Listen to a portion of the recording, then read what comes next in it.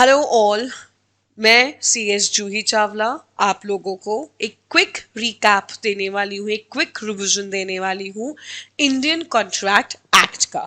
ये एक quick revision है। डिटेल्ड क्लासेस के लिए आप जो फ्लो एक नंबर आप लोगों की स्क्रीन पर डिस्प्ले हो रहा है उस पे कॉल कर सकते हैं, या CMA कार्ड एप्लीकेशन है वहां जाके इस क्लासेस के बारे में देख सकते हैं। तो मैं आप लोगों को एक क्विक रिवीजन देने वाली हूं अबाउट द मर्केंटाइल लॉ के अंदर जो एक टॉपिक है इंडियन कॉन्ट्रैक्ट एक्ट, उसके बारे में। भाई सिंपल सी चीज है, इंडियन कॉन्ट्रैक्ट एक्ट जो है अपना, उसके अंदर आप लोगों को पता है, आप लोगों को मैं बता देती हूँ, आपने ये फाउंडेशन में भी पढ़ा है कि ये सेक्शन 1 से लेके 266 तक आपका क्या है, पूरा का पूरा इंडियन कॉन्ट्रैक्ट एक्ट है। बट हुआ क्या, यहाँ पे जो 76 से 123 सेक्शंस थे, ये क्या थे, ये सेल्स ऑफ गुड्स, सेल्स और गुड्स से रिलेटेड थे। तो 1930 में जाके इसको यहाँ से हटा दिया गया मर्केंटाइल लॉ से, इंडियन कॉन्ट्रैक्ट एक्ट से, और इसका एक नया एक्ट बना दिया गया जिसको बोलते हैं सेल्स ऑफ गुड्स एक्ट। उसी तरीके से आप लोगों का एक और एक्ट सेक्शन थे 239 से लेके 266 तक, जो कि है आपका पार्टनरशिप से रिलेटेड। इसके लिए भी एक नया एक्ट बना दिया गया था 1932 के अंदर। तो बेसिकली इस 1 से लेके 266 में 76 से 123 और 239 से 266 हटा दिए गए हैं और नए एक्ट बना दिए गए हैं।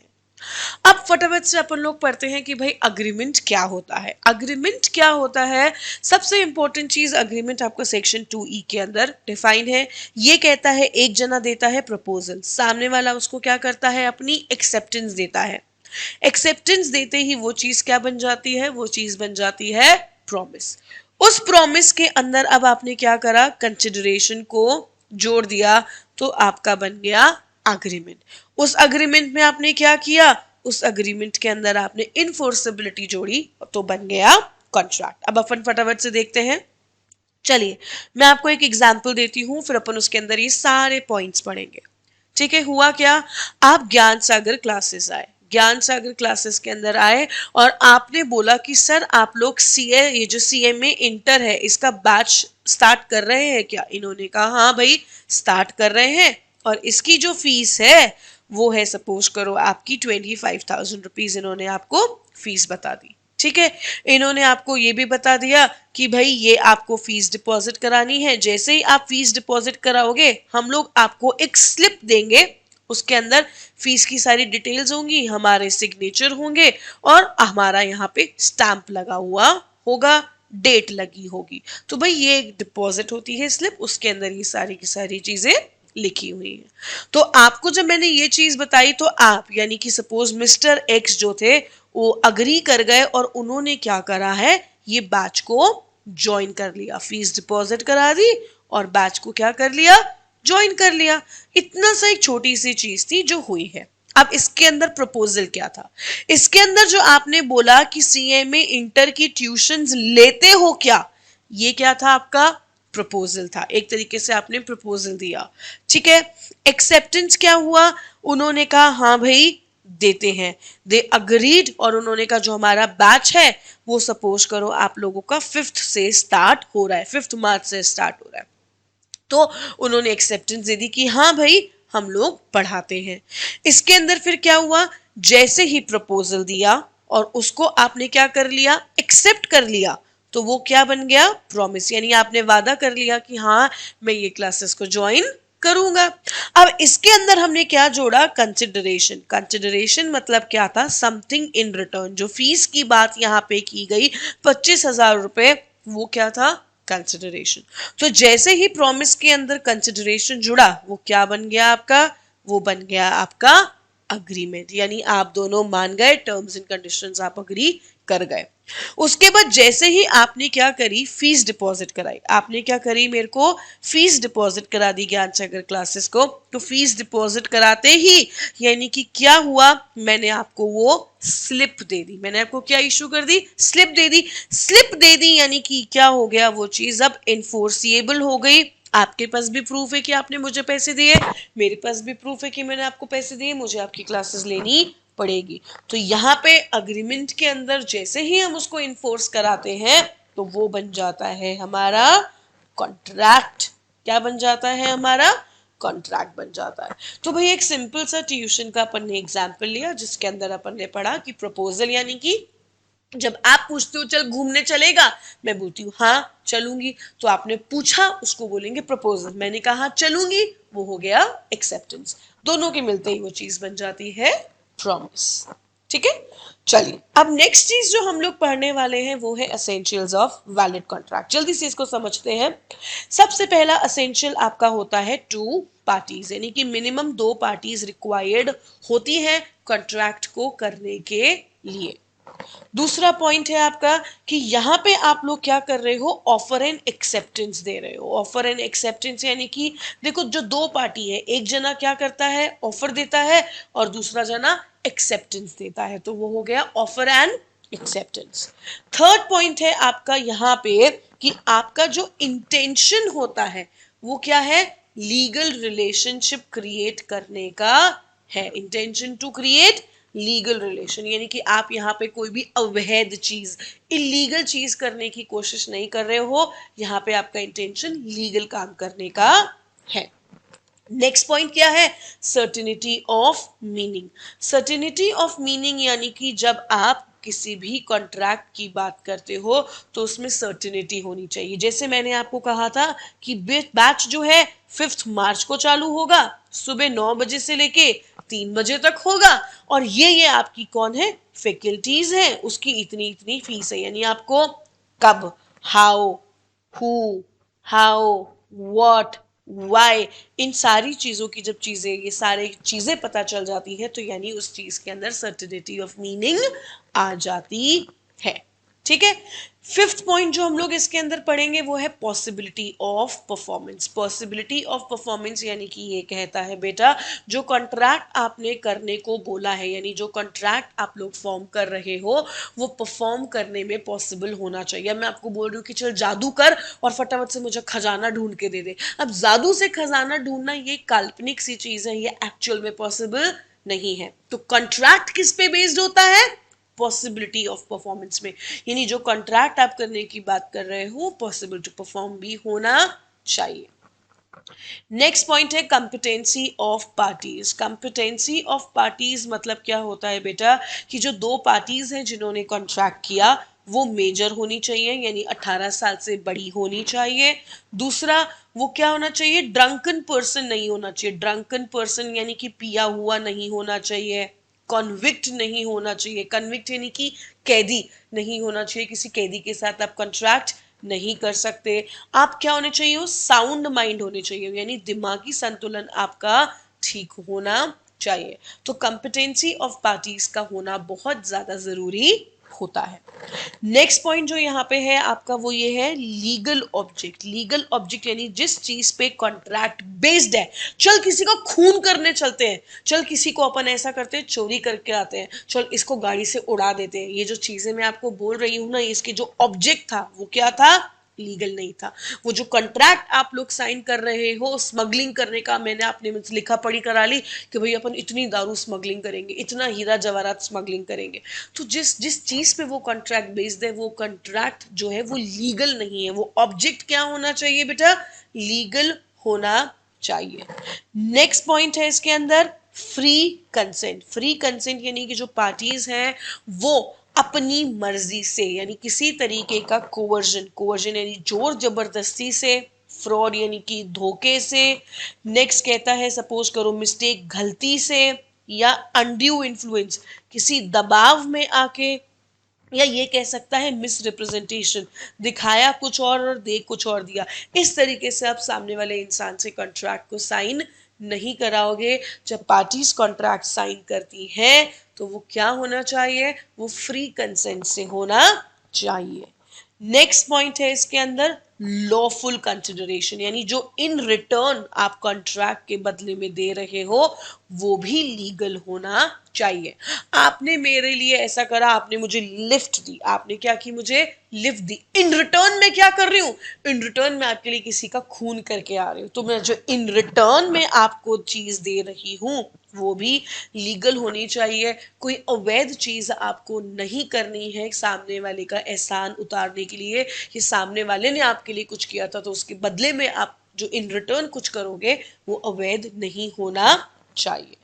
नेक्स्ट पॉइंट, जो भी आप कर रहे हो वो वॉइड डिक्लेयर नहीं होना चाहिए। वॉइड डिक्लेयर यानी कि शुरू से ही खराब। इसके अंदर वर्ड आता है बेटा void ab initio। void ab initio यानी कि void from beginning, यानी शुरू से ही खराब। शुरू से ही खराब मतलब क्या हो गया कि किसी बच्चे के साथ कॉन्ट्रैक्ट कर लिया, किसी पागल के साथ कॉन्ट्रैक्ट कर लिया, किसी को मार पीट के कॉन्ट्रैक्ट कर लिया, किसी के खून करने की बातें कर रहे हो, कोई ऐसी चीज बोल रहे हो जो इम्पॉसिबल टू परफॉर्म थी, तो वो वॉइड डिक्लेयर हो जाती है। कोई भी तरीके की इलीगल चीज होगी तो वो क्या डिक्लेयर हो जाएगी, वॉइड। तो वॉइड डिक्लेयर नहीं होनी चाहिए।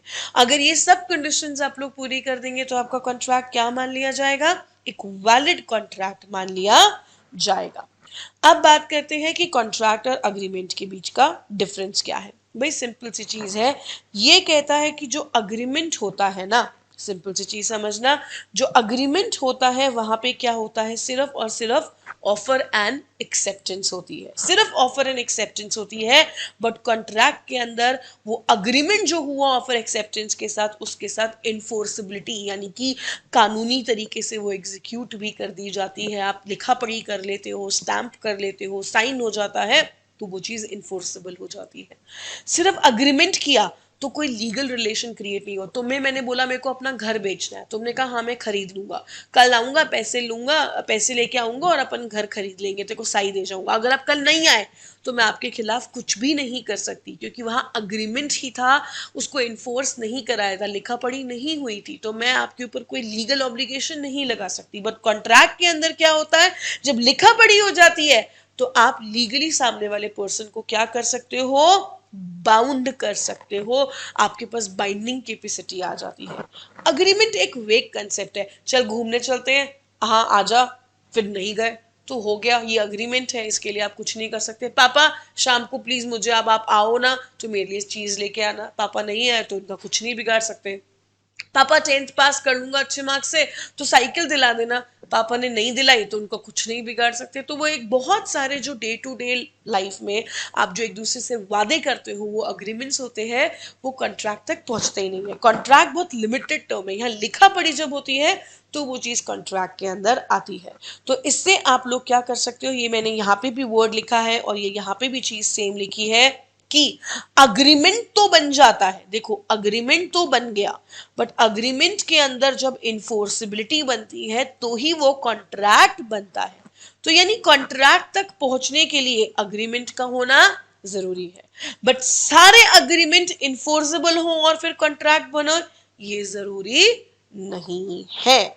ठीक है, this was about the basic concept. अब मैंने आपको वर्ड यूज किया था वॉइड, वैलिड, अब ये क्या चीजें होती है फटाफट से हम लोग इसको समझते हैं। देखिए सबसे पहले बात करते हैं on the basis of validity. Contract का क्लासिफिकेशन की बात कर रहे हैं on the basis of validity. पहला होता है वैलिड कॉन्ट्रैक्ट। वैलिड कॉन्ट्रैक्ट यानी कि जब सारे की सारे आप असेंशियल्स, असेंशियल्स यानी जो सारी शर्तें जो अभी हमने पढ़ी थी, free consent, consideration, possibility of performing, जो भी हमने अभी सारी कंडीशंस पढ़ी, अगर वो सब पूरी हो जाती हैं तो वो होता है वैलिड कॉन्ट्रैक्ट। दूसरा पॉइंट है वॉइड कॉन्ट्रैक्ट। वॉइड कॉन्ट्रैक्ट बेटा ध्यान से समझना, जब कॉन्ट्रैक्ट फॉर्म हुआ था, जब कॉन्ट्रैक्ट फॉर्म हुआ था तो वो क्या था, वैलिड था। बट जैसे ही उसको एग्जीक्यूट करने की बारी आई, यानी लागू करने की बारी आई, तो वो क्या हो गया, वॉइड डिक्लेयर हो गया।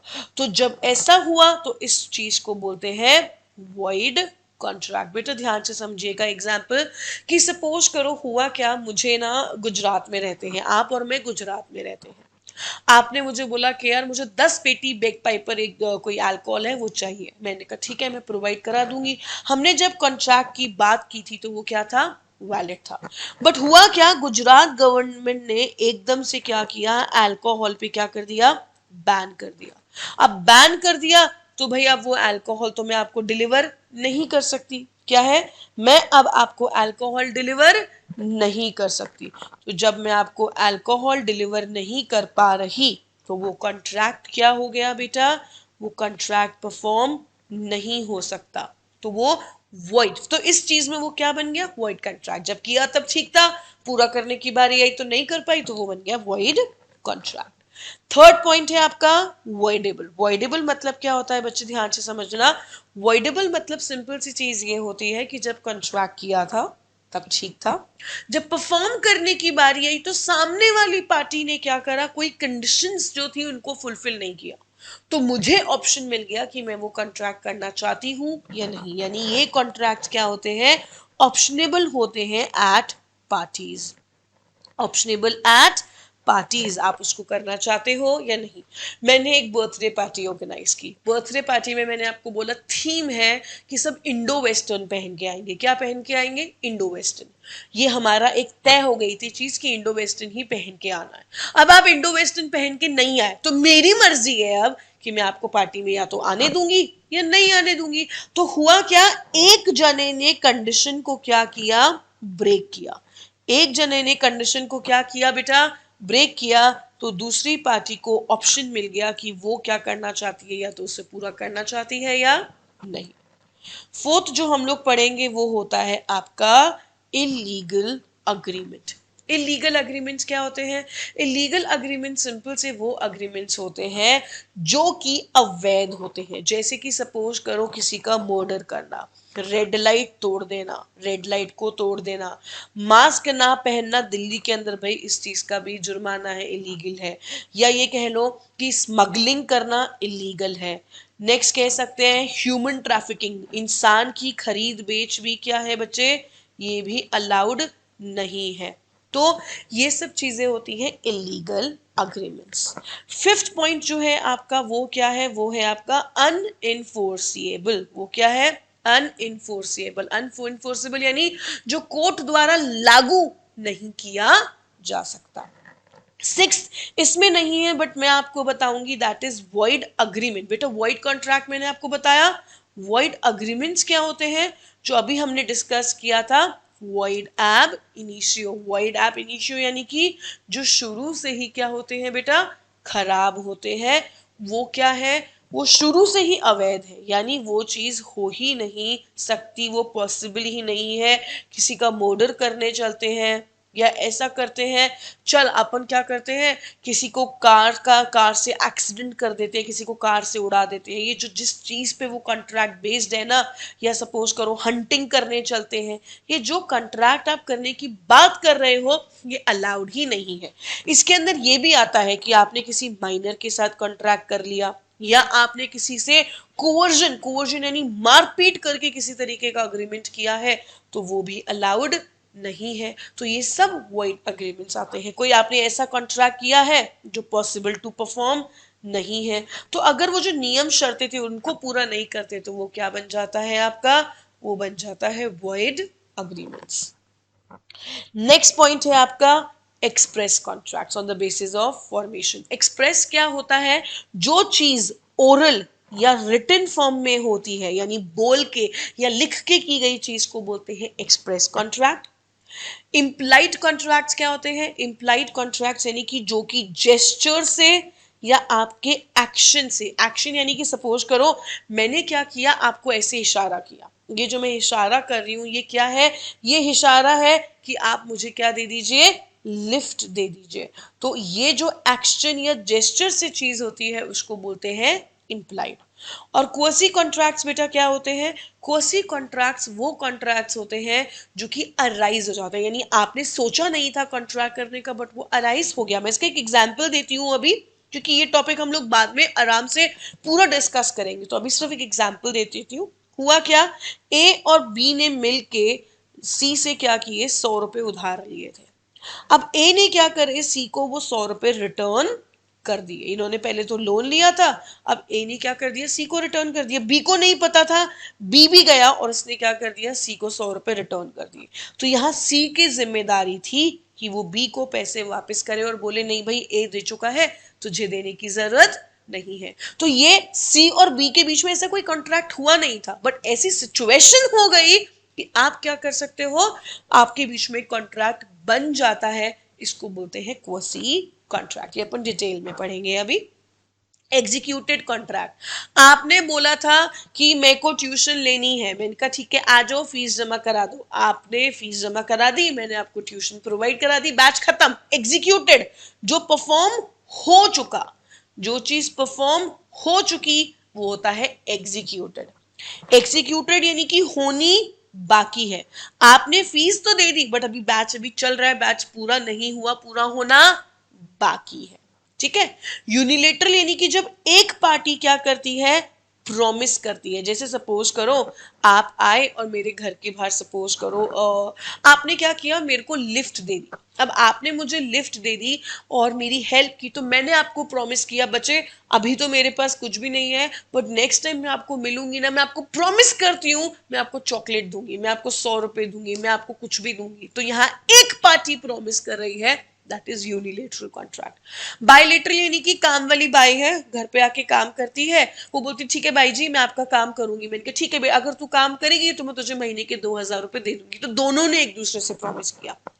टू पार्टीज यहाँ पे क्या कर रही हैं, एक दूसरे को प्रॉमिस कर रही हैं, तो वो हो जाता है आपका बायलेटरल कॉन्ट्रैक्ट। क्या हो गया, बायलेटरल कॉन्ट्रैक्ट हो गया। तो बेटा यहाँ पे अपन लोग फटाफट से अब डिफरेंसेस भी देख लेते हैं कि भाई अभी हमने पढ़ा था वॉइड जो शुरू से खराब होते हैं वो होते हैं वॉइड अग्रीमेंट, जो एक टाइम पे तो ठीक थे बट बाद में परफॉर्म नहीं हो सकते वो हो जाते हैं वॉइड कॉन्ट्रैक्ट। यहाँ पे वो जो असेंशियल्स थे वो हो ही नहीं रहे या असेंशियल्स पूरे हो रहे थे। ये शुरू से ही खराब है, इनको इन्फोर्स नहीं कर सकते, इनको इन्फोर्स किया जा सकता है। या थर्ड पार्टी इन्वॉल्व नहीं होती क्योंकि वो शुरू से ही खराब है। यहाँ पे क्या हुआ, गुजरात गवर्नमेंट ने बैन लगा दिया अल्कोहल पे, कुछ ऐसा हुआ। इंडिया चाइना के बीच में कोई अग्रीमेंट हुआ, गवर्नमेंट ने बोल दिया कि इंडिया चाइना में तो वॉर डिक्लेयर हो गया। अब उन दोनों के बीच में किए गए अग्रीमेंट कॉन्ट्रैक्ट पॉसिबल नहीं है, तो थर्ड पार्टी इन्वॉल्व हो जाती है। यहाँ पे आप किसी तरीके से सामने वाले को बाउंड नहीं कर सकते, और यहाँ पे राइट्स एंड ऑब्लिगेशंस होते हैं। यहाँ पे कोई कंपनसेशन के लिए डिमांड नहीं कर सकते, आपने जो अग्रीमेंट किया वो शुरू से ही खराब था, बट यहाँ पे कंपनसेशन दिया जा सकता है। ठीक है, तो ये आपका था basics of types of contract. ठीक है, अब हम लोग पढ़ेंगे, मैं फिर से बोल रही हूँ ये आपके क्विक रिवीजन से, डिटेल्ड के लिए आप इस नंबर पे बात कर सकते हैं जो फ्लैश हो रहा है, या सीएमए कार्ट एप्लीकेशन पे आपको सारी चीजें चेक करके आपको डिटेल्स नोट वहां अवेलेबल है। चलिए नेक्स्ट जो हम लोग अब बात कर रहे हैं वो हमारा टॉपिक है क्या, ऑफर एंड एक्सेप्टेंस। सबसे इंपॉर्टेंट वर्ड ऑफर का सेक्शन कौन सा है, 2A। अब मैं आपको एक और इंपॉर्टेंट चीज बतानी चाहूंगी, जब भी आप कोई भी एक्ट पढ़े, कंपनीज एक्ट पढ़े, आपका सपोज करो लेबर एक्ट पढ़े, कोई भी फैक्ट्रीज एक्ट, या आपके बोनस एक्ट है, ग्रेजुटी एक्ट है, या आप ये इंडियन कॉन्ट्रैक्ट एक्ट पढ़े, सेल्स ऑफ गुड्स एक्ट बात करें, याद रखना जो डिफिनेशंस होती है ना वो हमेशा सेक्शन 2 के अंदर ही डिफाइन होती है। तो ऑफर की डेफिनेशन कहाँ है, section 2 of Indian contract act. Offer का मतलब क्या है, ए ने बोला वो अपनी कार बेचना चाहता है इसलिए उसने न्यूज़पेपर में इश्तिहार दे दिया, तो वो क्या कर रहा है, ऑफर दे रहा है। किसको दे रहा है, सबको, पूरी सबको, न्यूज़पेपर जिन जिन के घर आता है सबको, तो वो हो गया जनरल ऑफर। तो हम लोग अब इस चीज को अच्छे से पढ़ते हैं कि ऑफर के अंदर क्या क्या होता है। पहली चीज टू होम मेड, पहला होता है जनरल ऑफर। जनरल ऑफर यानी कि जब न्यूज़पेपर के अंदर आप इश्तिहार दे देते हैं कि भाई हम लोग इस तरीके की कोई चीज करना चाहते हैं, घर बिकाऊ है यानी हाउस आप सेल पे कर रहे हो या हाउस आप रेंट पे दे रहे हो, तो बेसिकली ये क्या हो गया आपका, ये हो गया जनरल ऑफर। नेक्स्ट पॉइंट होता है आपका क्या, स्पेसिफिक ऑफर। स्पेसिफिक ऑफर में क्या होता है, स्पेसिफिक ऑफर के अंदर आप क्या करते हैं बेटा, आप लोग ऑफर देते हैं टू अ पर्टिकुलर पर्सन। यानी कि सपोज करो मिस्टर एक्स है, वो कौन है, मेरे अंकल हैं, उन्होंने मुझे फोन करके बोला कि अरे भाई तू ना ट्यूशन पढ़ाती है ना, मेरे बेटे को भी आके ट्यूशन पढ़ा दे। तो उन्होंने क्या किया, ये ऑफर मुझे दिया, स्पेसिफिक मुझे दिया, तो वो हो गया स्पेसिफिक ऑफर। इसका मैं आपको और एग्जांपल दे सकती हूँ। सपोज करो लाइफस्टाइल वालों ने एक ऐड दिया है कि जो गोल्ड कार्ड मेंबर्स हैं, कौन से, गोल्ड कार्ड जिनके पास है, उन्हीं लोगों के लिए ऑफर है कि उनको हम 50% ऑफ दे रहे हैं, सेल चल रही है। तो हुआ तो कहाँ ये ऑफर, न्यूज़पेपर में, बट किसके लिए हुआ है, सिर्फ गोल्ड कार्ड मेंबर्स के लिए। तो ये जनरल भी है और ये स्पेसिफिक ऑफर भी हो गया। अब है हाउ मेड। ऑफर कैसे करते हैं, एक तरीके से होता है एक्सप्रेस, यानी बोल के और लिख के करते हो तो वो हो जाता है आपका एक्सप्रेस ऑफर।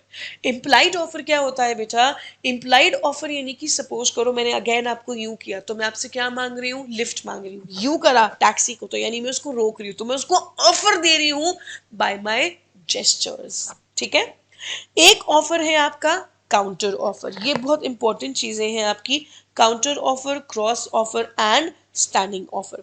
इसके बारे में मैं आपको डिटेल्स में बताती हूँ।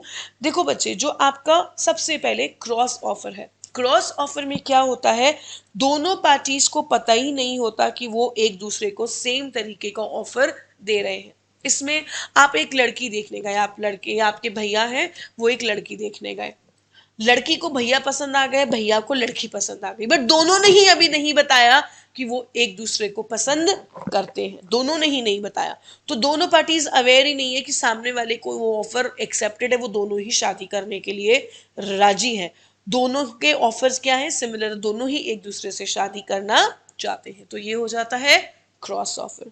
काउंटर ऑफर क्या हुआ, सपोज करो मैंने आपको बोला मुझे अपनी क्या करनी है, कार सेल आउट करनी है, कितने रुपए में, सपोज 1 लाख रुपए में, आपने कहा 1 लाख तो नहीं, मैं 90,000 में खरीद लूंगी, तो ये क्या हुआ, जो ओल्ड ऑफर मैंने आपको दिया था उसको आप कैंसिल करते हो और न्यू टर्म्स एंड कंडीशंस लेके एक न्यू ऑफर जब आप दे देते हो तो वो हो जाता है काउंटर ऑफर।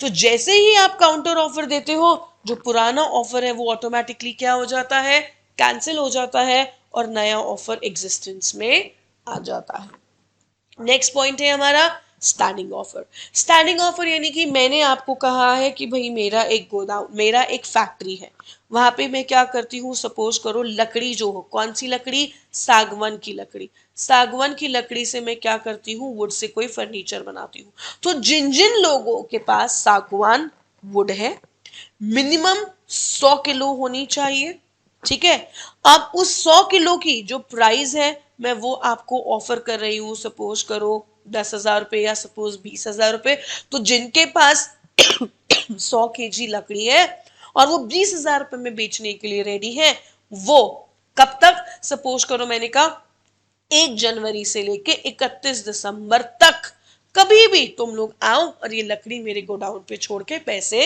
ले जाओ, तो ये ऑफर वो ऑफर है जो चलता ही आ रहा है, यानी कि यहाँ पे क्या है, प्राइजेस डिसाइडेड है, टर्म्स एंड कंडीशंस डिसाइडेड है, और तब ये ऑफर क्या है, चलता ही रहेगा, it remains open for a period of time, इसको बोलते हैं हम लोग स्टैंडिंग ऑफर। ठीक है, अब पॉइंट आता है कि जो भाई ऑफर जो है ना, उस ऑफर देने की भी कुछ शर्तें होती है।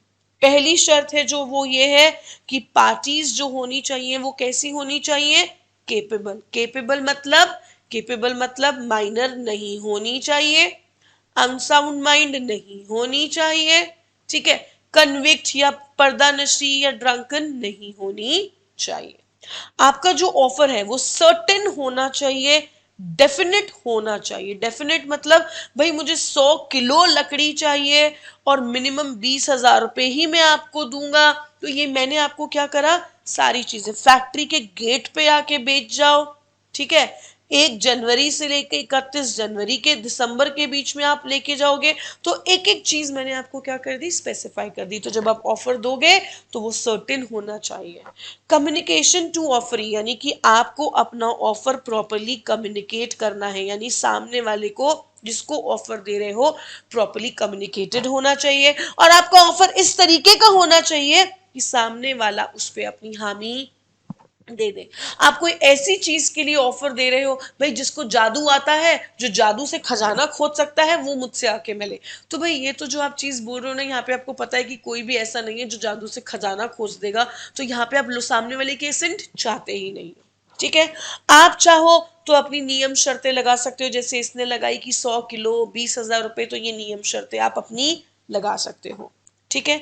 एक और चीज आप ये भी मेंशन कर सकते हो कि जो मेरी शर्तें नहीं मानेगा, मैं मान के चल रही हूं कि वो एक्सेप्टेंस नहीं दे रहा, यहां लेकिन नॉट कंटेन अ टर्म, मतलब आप मेंशन कर रहे हो कि जो मेरी शर्तें नहीं मानेगा मैं नहीं मानूंगी कि वो अपनी एक्सेप्टेंस दे रहा है, बट आप ये भी नहीं बोलोगे कि अगर किसी ने जवाब नहीं दिया तो मैं ये मानूंगी कि आपने एक्सेप्टेंस दे दी, यानी कि यहाँ पे एक पॉइंट आ जाता है कि मेयर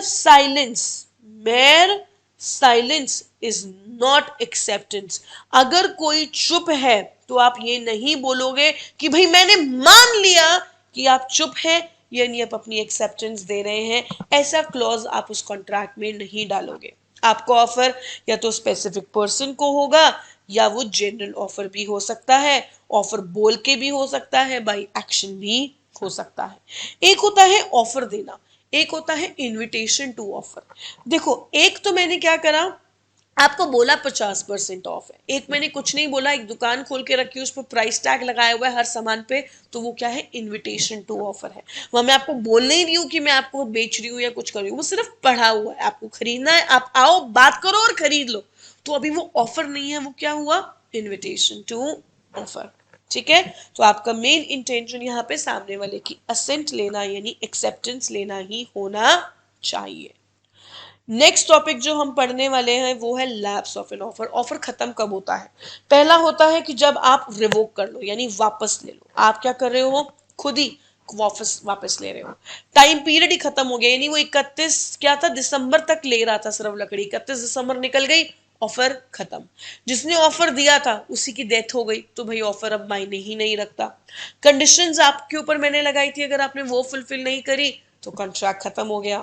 काउंटर ऑफर यानी ऑफर पे ऑफर दे दिया तो नया ऑफर आ गया, तो पुराना ऑफर ऑटोमेटिकली क्या हो जाएगा, खत्म हो जाएगा। घर बेचना था मुझे, या सपोज मैं अपना कोई घोड़ा आपको बेच रही थी, वो घोड़ा ही मर गया, घर में ही आग लग गई, अब कुछ बेचने के लिए रहा ही नहीं, तो कोई ऑफर कोई एक्सेप्टेंस रहेगा ही नहीं। या आपने अपनी एक्सेप्टेंस प्रिस्क्राइब्ड मोड में नहीं दी। मैंने बोला था भाई जिस इंसान को मेरी नियम शर्तें मंजूर हैं और जो मेरे से बात करना चाहता है वो कृपया मुझे 9 बजे से लेके 5 बजे के बीच में मेल कर दे। अब मैंने मेल स्पेसिफाई कर दिया। अगर आप वो चीज नहीं करते तो यानी आपने वो प्रिस्क्राइब्ड मोड में मुझे आंसर नहीं दिया, तो मैं आपको ऑफर एक्सेप्टेंस नहीं मान रही। तो अब एक्सेप्टेंस क्या है भाई, एक्सेप्टेंस सेक्शन 2B के अंदर है। एक्सेप्टेंस कहता है जब सामने वाले को आप ऑफर देते हो और वो अपनी एक्सेप्टेंस दे देता है, यानी वो राजी हो जाता है, ठीक है भाई मुझे ये चीज मंजूर है, मैं मानता हूं, वो हो जाता है आपका एक्सेप्टेंस। अब एक्सेप्टेंस के भी रूल्स हैं। पहला, ऑफर जो है can be accepted by the offering, यानी जिसको ऑफर दिया था सिर्फ वो ही क्या करेगा, उस ऑफर को एक्सेप्ट करेगा। आपकी एक्सेप्टेंस कम्युनिकेटेड होनी चाहिए, यानी आपको बताना है सामने वाले को कि हाँ मैं इन नियम शर्तों पे राजी हूं। इम्प्लाइड एक्सेप्टेंस यानी कि आपको मैंने बोला कि सपोज करो मैंने आपको बोला कि भैया मुझे ना 10 किलो चावल चाहिए, उसने कहा ठीक है 10 किलो चावल हो जाएंगे, 100 रुपए किलो है। मैंने कहा ठीक है आप मेरे घर पे डिलीवर कर देना। वो आया, उसने मुझे कुछ बोला नहीं कि वो डिलीवर करेगा या नहीं करेगा, वो आया और मेरे घर में चावल रख के चला गया। तो यानी उसने अपने कंडक्ट से अपनी एक्सेप्टेंस दे दी। सिर्फ चुप रहना कभी भी एक्सेप्टेंस नहीं माना जाएगा। एक्सेप्टेंस जिस तरीके से जिस मोड में आपको बोला गया है उसी मोड के अंदर आपको करना है। एक टाइम पीरियड भी होता है कि भाई कल शाम तक बता देना, तो कल शाम तक आपको मुझे बताना है, अपनी एक्सेप्टेंस मुझे आपको देनी है। इसमें एक बहुत इंपॉर्टेंट केस लॉ था बच्चे, ये silence is acceptance, Felthouse versus Bindley. Felthouse जो था एक बिल्डर था, वो लंदन में रहता था, उसको क्या करना था, अपने नेफ्यू से एक घोड़ा खरीदना था। उसने अपने नेफ्यू को बोला मुझे तेरा घोड़ा खरीदना है और मैं तुझे उसके बदले में 30 यूरोस पे कर दूंगा, और अगर तू कुछ भी जवाब नहीं देता तो मैं ये मान के चलता हूँ तू मुझे अपना घोड़ा बेचने के लिए राजी है। जो उसका नेफ्यू है उसने कुछ जवाब नहीं दिया क्योंकि वो उसके वहां पे कोई ऑक्शन चल रहा था और वो बिजी था। और उसने क्या करा, अपना जो असिस्टेंट है उसको भी इन्फॉर्म नहीं किया। असिस्टेंट ने क्या करा, वो घोड़ा किसी और को बेच दिया।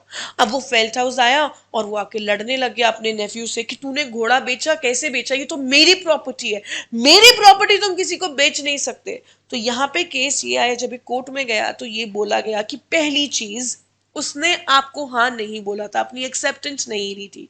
दूसरा, अगर आप ये क्लॉज डाल देते हो कि एक्सेप्टेंस, चुप रहना एक्सेप्टेंस है, तो गलत है। आप चुप रहने को एक्सेप्टेंस नहीं बोल सकते। बहुत बार ऐसा होता है, बहुत सारी वजह होती है जिस वजह से हम लोग क्या करते हैं, अपनी एक्सेप्टेंस नहीं दे पाते। तो सिर्फ चुप रहना एक्सेप्टेंस नहीं माना जाएगा। ठीक है, चलिए अब हम बात करते हैं communication of offer and acceptance. Communication of offer कैसे होता है कि भाई या तो ऑफर आप मेल द्वारा करते हो, टेलीफोन द्वारा करते हो। इसके अंदर भी था कि आप क्या करते हो, ऑफर जब कम्युनिकेट करते हो तो फोन कर रहे हो, या तो मेल लिख के भेज रहे हो या लेटर लिख के भेज रहे हो। जनरल ऑफर है तो न्यूज़पेपर में दे रहे हो, ठीक है। और जैसे ही सामने वाला इस ऑफर को क्या कर लेता है, रीड कर लेता है, अपने कानों से सुन लेता है, आंखों से पढ़ लेता है, तो यानी वो चीज उसके नॉलेज में आ गई। और जैसे ही वो चीज उसके नॉलेज में आ गई तो हम मान के चलेंगे कि वो ऑफर जो है वो कम्युनिकेट हो गया। उसी तरीके से होता है कम्युनिकेशन ऑफ एक्सेप्टेंस। पहला तो है मोड, कम्युनिकेशन बाय एक्ट। आपने ऐसा कुछ कर दिया, जैसे मैंने आपको बोला वो चावल मेरे घर छोड़ गया, उसने कुछ बोला नहीं, वो चावल घर छोड़ गया, तो वो क्या हो गया, कम्युनिकेशन बाय एक्ट। दूसरा होता है communication by omission to do something, यानी कि सपोज करो आप कुछ करना भूल गए, यानी कि वो उसको इन्फॉर्म करना भूल गया अपने असिस्टेंट्स को कि वो घोड़ा बेचना है या नहीं बेचना है। तो बेटा यहाँ पे मोड कम्युनिकेट करने का होता है कि अगर आप नहीं कर पाए तो वो आपकी एक्सेप्टेंस नहीं मानी जाएगी। और एक होता है कम्युनिकेशन बाय कंडक्ट। अगेन वही चीज है, यहाँ पे अपने एक्शन से, अपने कंडक्ट से आपने सामने वाले को कन्वे कर दिया कि आप अपनी एक्सेप्टेंस दे रहे हो। अब होता है time of communication, as against the proposer, as against the acceptor. बच्चे ध्यान से समझिएगा, मैं आपको एक एग्जाम्पल के थ्रू समझाती हूँ। भाई एक दो चीजें समझते हैं। सपोज करो आपने मेरे को, चलो मैं इसको ऐसा करती हूँ, मैं आपको लिख के ये चीज समझाती हूँ, ठीक है, ताकि आप लोगों को थोड़ा सा ये चीज क्लियर हो जाए। चलिए बात करते हैं कि हुआ क्या, एक्स था, ठीक है। एक्स ने ऑफर दिया कि वो अपना घोड़ा जो है, हॉर्स जो है, वो सेल आउट करना चाहता है। क्या करना चाहता है, अपने घोड़े को सेल आउट करना चाहता है, ठीक है। एक्स ने ऑफर दिया था, ये ऑफर दिया था, सपोज करो उसने वाई को ऑफर दिया। वाई को उसने फोन करके ये चीज बोली, फोन पे उसने ये चीज सुन ली। अब यहां मैं आपको कुछ कुछ कंडीशंस बताऊंगी। एक्स ने जब वाई को फोन किया, वाई ने बोला क्या क्या बोल रहे हो, क्या करना है। यहाँ पे वाई को वो चीज अभी कम्युनिकेट नहीं हुई, वाई को वो चीज कम्युनिकेट नहीं हुई। तो अगर एक्स चाहे तो उस टाइम पे उस ऑफर को क्या कर सकता है, रिवोक कर सकता है। कब, बिफोर कम्युनिकेटिंग टू वाई। जब तक वाई को वो चीज कम्युनिकेट नहीं हो जाती, उससे पहले आप कभी भी चाहो तो अपने ऑफर को क्या कर सकते हो, रिवोक कर सकते हो। दूसरी चीज, सपोज वाई ने क्या कर ली, सुन ली, और क्या करा, उसको एक्सेप्टेंस देनी थी। उसने सपोज करो अपनी जो एक्सेप्टेंस है वो दी किस फॉर्म में, मेल फॉर्म में, या मेल चलो हटा देते हैं, हमने उसको एक्सेप्टेंस दी किस फॉर्म में, सपोज करो लेटर फॉर्म में देनी थी। अब वो जो लेटर था मैंने पोस्ट किया है 7 तारीख को, और आपके घर वो डिलीवर कब होगा, वो होगा 10 तारीख को। वाई ने पहले तो क्या करी, एक्सेप्टेंस दे दी, बट उसको लगता है कि भाई मुझे तो अपनी एक्सेप्टेंस नहीं देनी, मुझे तो अपनी एक्सेप्टेंस नहीं देनी। तो वो 10th से पहले पहले चाहे तो वो उस ऑफर को, उस एक्सेप्टेंस को क्या कर सकता है, रिवोक कर सकता है। ध्यान से समझना बेटा, एक्सेप्टेंस को रिवोक कब कर सकता है, 10th से पहले पहले, यानी 10th को, यानी एक्स की नॉलेज में वो चीज कब आएगी, 10 तारीख को आ रही थी, तो उससे पहले पहले अगर वो रिवोक बैक करना चाहता है तो वो कर सकता है। एक्स कब रिवोक बैक कर सकता है, वाई को कम्युनिकेट हो उससे पहले, या बिफोर एक्सेप्टेंस, या सामने वाला उस पर अपनी एक्सेप्टेंस दे उससे पहले। तो बेसिकली ऑफर कब रिवोक बैक हो सकता है, जब तक सामने वाले को वो चीज कम्युनिकेट नहीं होती, आप रिवोक बैक कर सकते हो। एक्सेप्टेंस कब रिवोक बैक हो सकता है, जब जब तक सामने वाले को आपकी एक्सेप्टेंस कम्युनिकेट नहीं होती है, उससे पहले पहले आप क्या कर सकते हो, अपनी एक्सेप्टेंस को रिवोक बैक कर सकते हो। ये डिटेल्ड फॉर्म में आपको इस एग्जाम्पल्स के अंदर सारी की सारी चीजें मेंशन है। ये आपकी जो चीजें हैं सारी की सारी, ये डेट्स जो है, ये सब आपका इसके अंदर मेंशन किया गया है, और ये सब चीजें सेक्शन 4 एंड सेक्शन 5 में डिफाइंड है, ठीक है। चलिए नेक्स्ट जो टॉपिक हम लोग पढ़ने वाले हैं वो है अब कंसिडरेशन। कंसिडरेशन क्या होता है बेटा? कंसिडरेशन का मतलब हमने पढ़ा था समथिंग इन रिटर्न। क्या होता है? Something in return. मैं अपना घोड़ा आपको बेच रही थी। क्या बेच रही थी? आपको अपना हॉर्स बेच रही थी। सपोज 1 लाख रुपए में बेच रही थी, हॉर्स को सेल आउट कर रही थी और कंसिडरेशन कितना था? 1 लाख रुपया। तो वो 1 लाख रुपया जो अमाउंट तय की गई इस हॉर्स की या इस हाउस की, वो होता है कंसिडरेशन। ये कौन से सेक्शन में डिफाइंड है? सेक्शन 2। अब इंपॉर्टेंट वर्ड जो है कंसिडरेशन के अंदर जब आप लोग पढ़ोगे, हमने इसकी डिटेल डिक्शनरी फॉर्म में हम बनाते हैं, जब इसको डिटेल में पढ़ते हैं हर एक टर्मिनोलॉजी का मीनिंग लिख लेते हैं। इसमें मैं आपको जल्दी से बता देती हूँ होता क्या है। एक होता है act of doing, act of doing, ठीक है, कि आप मेरे लिए ये चीज करोगे। और एक होता है एब्सटेन फ्रॉम डूइंग, यानी कि आप मेरे लिए ये चीज नहीं करोगे। बेटा समझना, मैं आपको एक एग्जांपल देती हूँ। मैं आपके घर के बाहर आई, चलो ऐसा करो, मैंने आपको फोन किया, आपको मैंने बोला बेटा वो मुझे तुझे जो कॉपी देनी था मैं वो देने आ रही हूँ। तो आपने कहा ठीक है आ जाओ। मैं आपके घर के बाहर आई, मैंने कहा देखो मैं कॉपी देने तब आऊंगी, मैं आपको कॉपी तब दूंगी जब आप मुझे चाय पिलाओगे। आप मुझे क्या करोगे? चाय पिलाओगे, तब मैं वो कॉपी देने आऊंगी। तो मैं आपको क्या बोल रही हूं? इन रिटर्न, कॉपी के इन रिटर्न आप क्या कर रहे हो? मुझे चाय पिलाओगे। तो वो हो गया एक्ट ऑफ डूइंग। एक मैंने आपको कहा मैं कॉपी देने तो आ रही हूं, बट बदले में यानी इन रिटर्न तुम मुझे अंदर आने के लिए नहीं बोलोगे। क्या बोल रहे हो? अंदर आने के लिए नहीं बोलोगे मुझे, मैं बाहर से जाऊंगी कॉपी देके फटाफट से। तो ये क्या हो गया? एब्स्ट्रेन फ्रॉम डूइंग, यानी कि आप यहां पे सामने वाले को कुछ करने के लिए बोल रहे हो, टू डू बोल रहे हो, और यहां आप बोल रहे हो डू नॉट, मुझे मत बोलना ये चीज, आप मेरे जो मैं आपके लिए कुछ कर रही हूं उसके बदले में आप मुझे ये चीज नहीं करने को बोलोगे। आप सामने वाले को रोक रहे हो, रोक लगा रहे हो, that is consideration.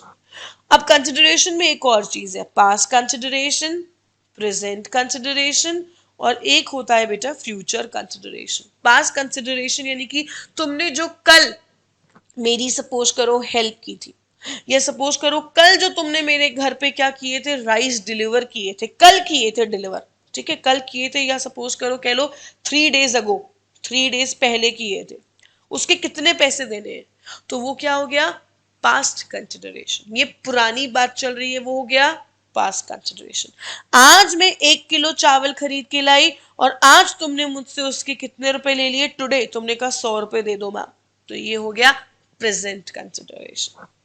Future consideration यानी कि तुम मुझे राइस तो कब दे रहे हो? आज दे रहे हो, बट मैं जो तुम्हें 100 रुपए है ना वो 10 days आफ्टर पे करूंगी, 10 दिन बाद पे करूंगी। तो वो क्या हो जाएगा आपका? Future consideration. तो सबसे इंपॉर्टेंट चीज कंसिडरेशन के रूल्स क्या है? कंसिडरेशन जो मैं बोल रही हूँ, नहीं मैं आपको अपना घोड़ा बेच रही हूं तो मैं डिसाइड करूंगी कंसिडरेशन क्या होगा। या तो मैं आपको कुछ करने के लिए बोलूंगी, ये मैं आपको कुछ ना करने के लिए बोलूंगी। कंसिडरेशन पास्ट प्रेजेंट फ्यूचर कुछ भी हो सकता है। कंसिडरेशन एडिक्वेट हो जरूरी नहीं भाई, तुम्हें मैं 10,000 रुपए की कोई चीज दे रही हूँ, या सपोज करो वो कॉपी थी, वो कॉपी मैंने बहुत मेहनत करके बनाई थी, सपोज करो, और मैं तुम्हें दे रही हूँ और उसके बदले में सिर्फ क्या पी रही हूँ? 1 कप चाय। तो कंसिडरेशन एडिक्वेट हो वो जरूरी नहीं है, वो रियल होना चाहिए, इल्यूजनरी नहीं होना चाहिए, यानी भ्रम कुछ, अरे यार मैं तेरे लिए ये कर दूंगी, मैं तेरे लिए चांद तारे तोड़ के ले आऊंगी, वो लेके आऊंगी नहीं, वो इल्यूजनरी है। रियली कुछ कंसिडरेशन होना चाहिए। कंसिडरेशन इलीगल या ऐसा नहीं होना चाहिए जो लॉ के क्या हो बच्चे? अगेंस्ट हो, वो इलीगल नहीं होना चाहिए। तो कंसिडरेशन होगा बट एडिक्वेट हो ये जरूरी नहीं है। और एक इंपॉर्टेंट रूल ये भी है बच्चे, नो कंसिडरेशन नो कॉन्ट्रैक्ट। आप लोगों ने पढ़ा है एक वैलिड कंडीशन है कॉन्ट्रैक्ट की, कि कॉन्ट्रैक्ट के अंदर कंसिडरेशन का होना जरूरी। Okay, so no consideration no contract, यानी असेंशियल्स के अंदर मेंशन किया गया है कि अगर कॉन्ट्रैक्ट नहीं है, बट कॉन्ट्रैक्ट अगर करना है तो कंसिडरेशन होना चाहिए, कंसिडरेशन नहीं है तो कॉन्ट्रैक्ट नहीं माना जाएगा। एडिक्वेट हो ये जरूरी नहीं है। बट इसके हम लोग अब क्या बात करने वाले हैं? हम बात करने वाले हैं एक्सेप्शंस। ये वो एक्सेप्शन जो कहते हैं कि अगर कंसिडरेशन नहीं है तो भी कॉन्ट्रैक्ट वैलिड माना जाएगा। कौन सा? Nature of love and affection, यानी अगर आपका किसी के साथ ऐसा रिश्ता है जिसमें प्यार है, जिसमें एक इन्वॉल्वमेंट है, वहां पे अगर सामने वाला आपके लिए कुछ नहीं करता तो ऐसा नहीं है कि वो कॉन्ट्रैक्ट नहीं माना जाएगा। जैसे हमारा पेरेंट्स के साथ रिलेशन होता है, हस्बैंड वाइफ का रिलेशन होता है, माँ बच्चे का रिलेशनशिप होता है, तो ये वो रिलेशनशिप्स होते हैं जहां पे प्यार है। तो यहां अगर कंसिडरेशन नहीं है तो भी वो कॉन्ट्रैक्ट्स वैलिड माने जाएंगे। पास्ट वॉलेंटरी सर्विसेज, वॉलेंटरी यानी आपने अपनी मर्जी से किसी को कोई दान दिया, सपोज कीजिए वॉलेंटरी, अपनी मर्जी से किसी को लिफ्ट दी, अपनी मर्जी से किसी की मदद की है, तो उस केस में आप वहां पे कंसिडरेशन इन रिटर्न डिमांड नहीं कर सकते। टाइम बार डेट, भाई लिमिटेशन एक्ट होता है, एक लिमिटेशन एक्ट के अकॉर्डिंग एक टाइम लिमिट्स होते हैं कि अगर मर्डर हुआ है तो 7 साल के अंदर अंदर आप कभी भी आके क्या कर सकते हो, केस फाइल कर सकते हो। तो उसी तरीके से जब आप किसी को लोन देते हो तो टाइम पीरियड इन्वॉल्व होता है लिमिटेशन एक्ट के अकॉर्डिंग, सपोज 3 साल 5 साल, कि इसके बियॉन्ड, इसके बाद जाके आप सामने वाले को नहीं बोल सकते कि पेमेंट कर, उस पर केस फाइल नहीं कर सकते। तो यहाँ पे अगर प्रॉमिस हुआ है इस चीज का कि पेमेंट हो जाएगा और अगर नहीं करता तो आप केस फाइल नहीं कर सकते, वो कॉन्ट्रैक्ट फिर भी वैलिड होगा। गिफ्ट देते हो वहां कंसिडरेशन नहीं होता। एजेंसी, हम लोग आगे पढ़ेंगे, एजेंसी यानी कि सपोज करो मुझे अपना घर क्या करना है, बेचना है, अब वो बिक नहीं रहा, ना मेरे पास समय है कि मैं बार बार कोई लोग आए तो उनको जा जाके घर दिखाऊं, तो उस केस में मैंने क्या किया बेटा, मैंने एक ब्रोकर से बात करी जो मेरे बिहाफ पे ये काम कर रहा है। अगर वो अपनी फ्री में कर रहा है तो वहां पे कंसिडरेशन हो ये जरूरी नहीं है। Remission is received less than what is due, यानी देने 1 लाख थे, आपने सिर्फ 60,000 दिए और बोला मैम सेटलमेंट हो गया अपना, तो वो होता है रिमिशन। आप मुझे कोई चीज यूज करने के लिए दे रहे हो, बेटे यार तेरी इयररिंग्स तो बहुत अच्छे, मुझे 1 दिन के लिए दे दोगे क्या, मुझे शादी में पहन के जाना है, हाँ मैम ले लो। यहाँ पे आपने मुझसे कुछ पैसा चार्ज नहीं किया, तो इसका मतलब ये नहीं है कि वो इयररिंग आपने मुझे नहीं दिए या आप वो इयररिंग वापस नहीं ले सकते।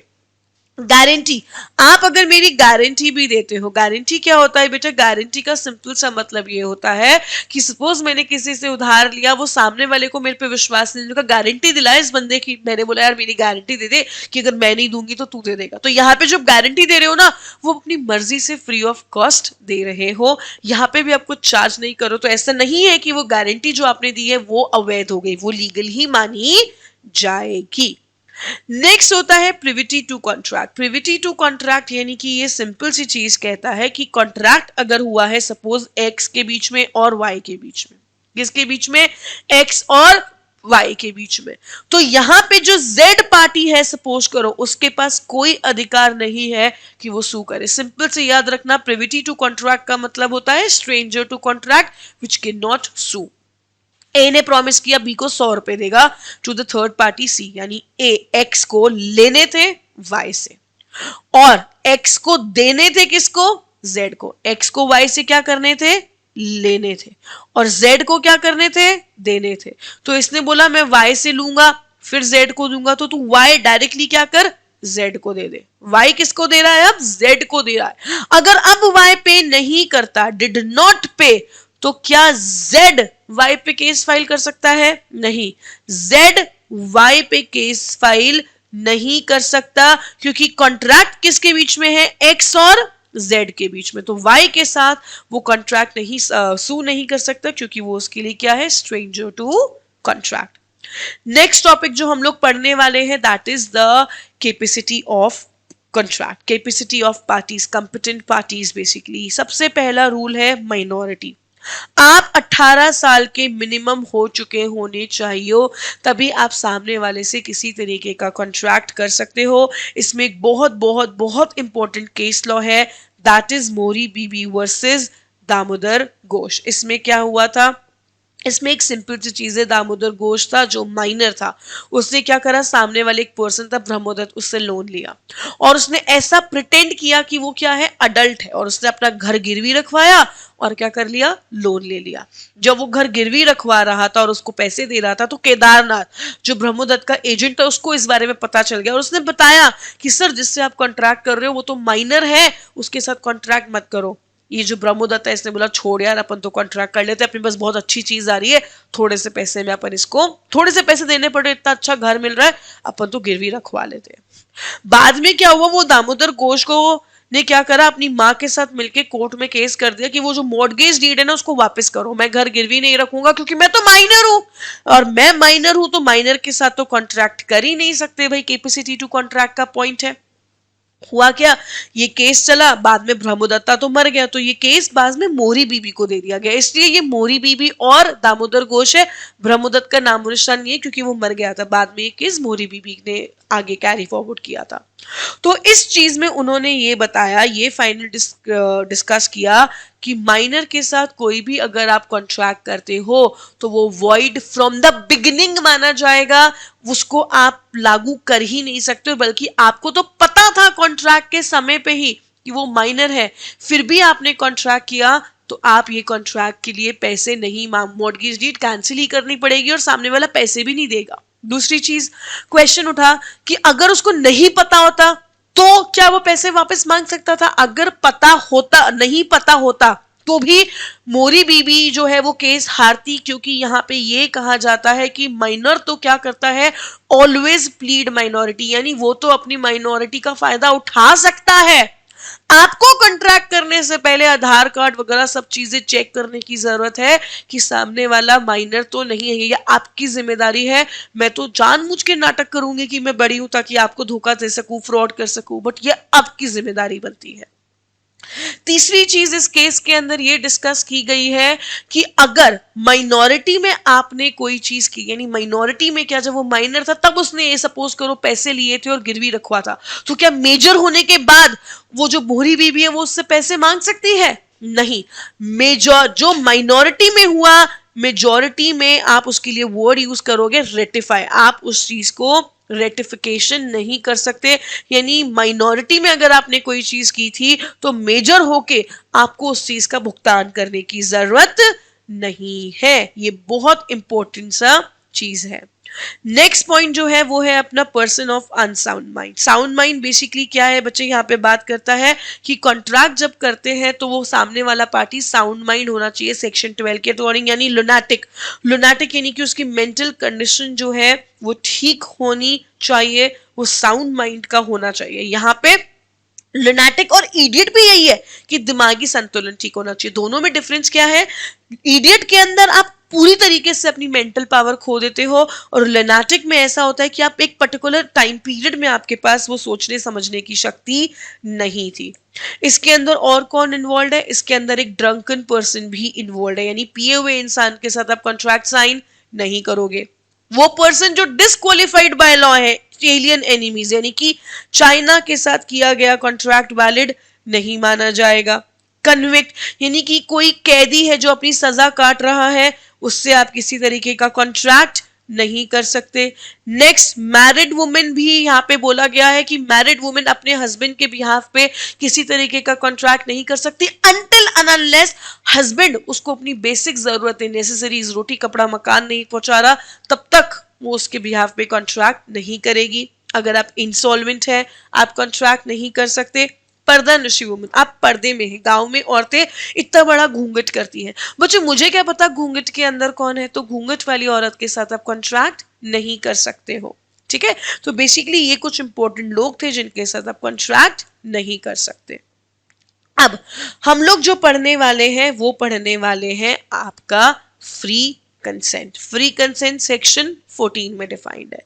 कंसेंट के अंदर आपके ये यहाँ पे 13-14 फ्री कंसेंट है, फिर 15 आपका coercion, undue influence, fraud, misrepresentation and mistake. मैं आपको बेसिक बताती हूँ।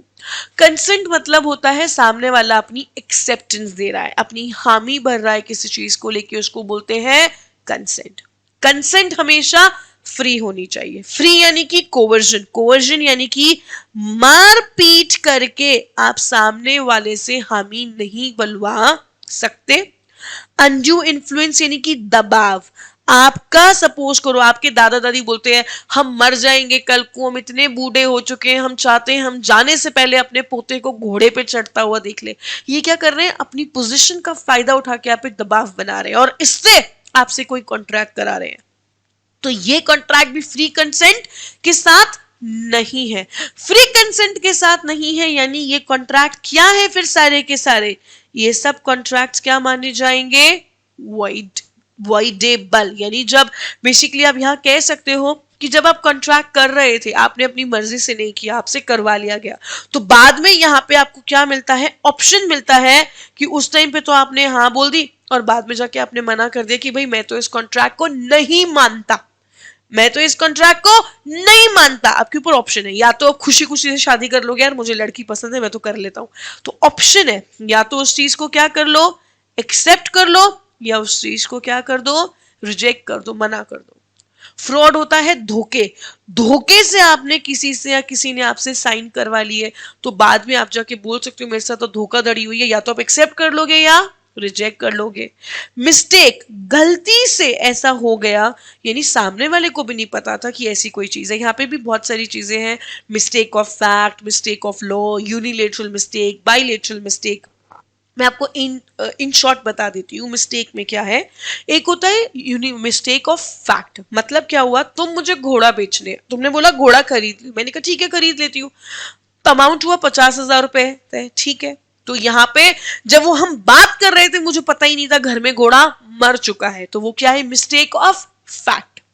मैं अब्रॉड गई, मुझे हमारे यहाँ पे गाड़ी जब हम जाते हैं तो बेसिकली वो चलती है लेफ्ट साइड में और आने के लिए होती है राइट साइड, अब्रॉड में उल्टा होता है।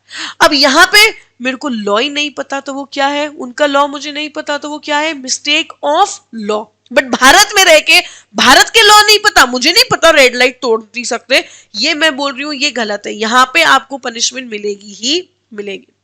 यूनिलेटरल मिस्टेक, बाइलेटरल मिस्टेक यानी कि क्या होता है, बाइलेटरल यानी कि दोनों तरफ से मिस्टेक, आपको भी नहीं पता था घोड़ा मर गया है, मुझे भी नहीं पता था घोड़ा मर गया है, हम दोनों ही उस चीज के बारे में अनजान थे अगर, तो वो हो जाएगा क्या, बाइलेटरल।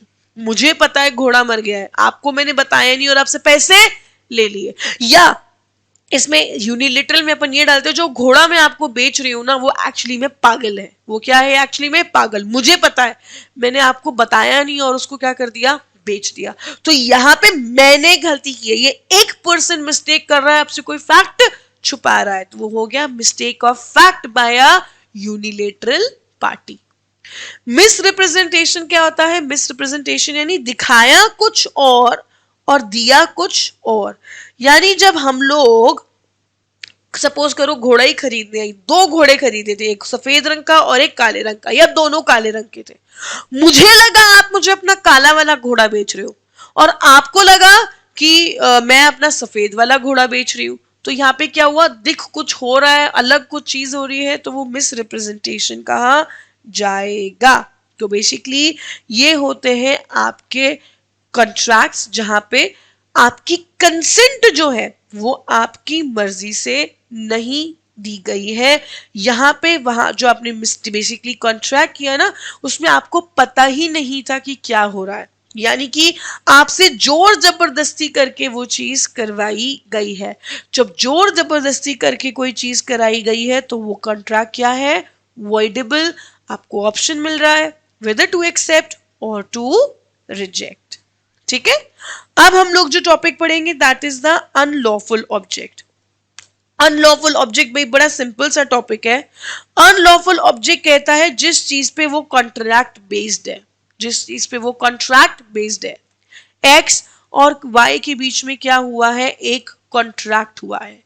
कॉन्ट्रैक्ट ये है कि जो एक्स है वाई को 100 छोटे बच्चे, माइनर कह लो या ये कह लो अडोलेसेंस यानी कि बिलो 5 साल की एज के बच्चे चोरी करके लाके बेचेगा। चोरी करके लाके क्या करेगा, सेल आउट करेगा, स्मगलिंग करेगा। और वो हर बच्चे का हर चाइल्ड का उसको सपोज करो 10,000 रुपए दे रहा है। कितना दे रहा है, 10,000 रुपीज दे रहा है। तो इस केस में जो ये लोग कॉन्ट्रैक्ट साइन कर रहे हैं, ये जब कॉन्ट्रैक्ट साइन कर रहे हैं, जिस चीज पे कॉन्ट्रैक्ट, जिस चीज के लिए कॉन्ट्रैक्ट साइन हो रहा है वही चीज क्या है, अनलॉफुल है। वही चीज क्या है बेटा, इलीगल है। तो वो होता है आपका अनलॉफुल ऑब्जेक्ट। और अनलॉफुल ऑब्जेक्ट के केस में आपका कॉन्ट्रैक्ट वॉइड माना जाएगा। वो कॉन्ट्रैक्ट शुरू से ही क्या माना जाएगा, खराब। इसमें वर्ड्स है फॉरबिडन बाय लॉ, यानी जो स्मगलिंग है वो लॉ द्वारा अलाउड ही नहीं है। It would defeat the provision of law, अगर आप ऐसा करोगे तो लॉ टूटेगा, तो defeat the provision of law. Fraudulent, जो आप कर रहे हो वो धोखाधड़ी पे बेस्ड है, अलाउड नहीं है। आपने जो किया उससे सामने वाले इंसान को या उसकी प्रॉपर्टी को नुकसान पहुंच रहा है।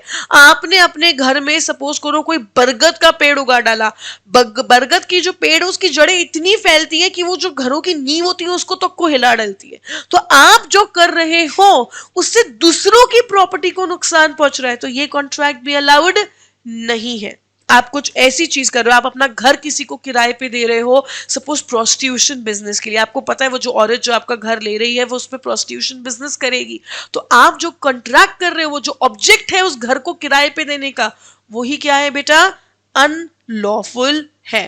तो अनलॉफुल कॉन्ट्रैक्ट्स आप लोग नहीं कर सकते, क्योंकि वो शुरू से ही क्या होते हैं, खराब होते हैं। नेक्स्ट टॉपिक जो हम पढ़ने वाले हैं वो है परफॉर्मेंस ऑफ कॉन्ट्रैक्ट। कॉन्ट्रैक्ट को कैसे परफॉर्म किया जाता है, दो तरीके से, या तो एक्चुअल या अटेम्प्टेड।